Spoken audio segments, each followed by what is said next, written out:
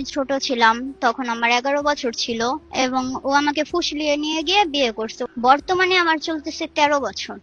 এর ভরণ পোষণের কথা বলতে গেলে এখন বর্তমানে আমার আব্বু আম্মু আছে।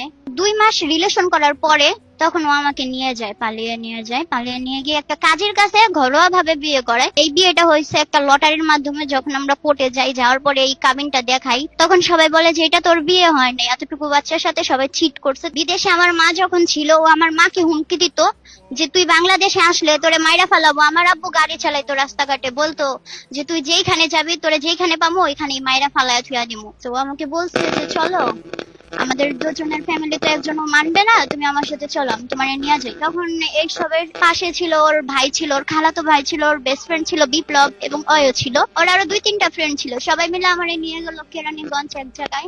ওইখান থেকে আমাকে আবার নিয়ে আসছে। যখন এইসবের মূল কারণ হচ্ছে ওর মা সবকিছু জানতো, কিন্তু তখন আমার আব্বু আম্মু কিচ্ছু জানতো না। আমার আব্বু যখন থানায় জিডি করলো, তার 5 দিন পরে ওর মা আমাদের ফোন দিছে। ফোন দিয়া মানে ওরে বলতেছে, তখন আমি পাশে ছিলাম না, বলে যে বাবা তুই ওরে নিয়ে আয়, ওর বাপে তো পুলিশ আনছে আমাদের বাসায়, তুই ওরে নিয়ে আইসা পর। তখন ওর মা ওরে যখন এই কথা ফোন দিয়া বলে, তখন ও আমারে বলে যে আচ্ছা লো আমরা বাসায় চলে যাই, তোর বাপ মা অনেক দুশ্চিন্তা করতেছে, তোর আম্মু বিদেশ থেকে কান্নাকাটি করে।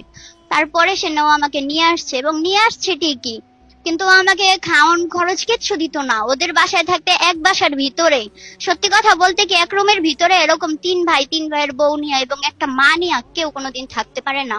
না, সেই ক্ষেত্রে আমার আর যাওয়ার কোনো ইচ্ছা নাই, কারণ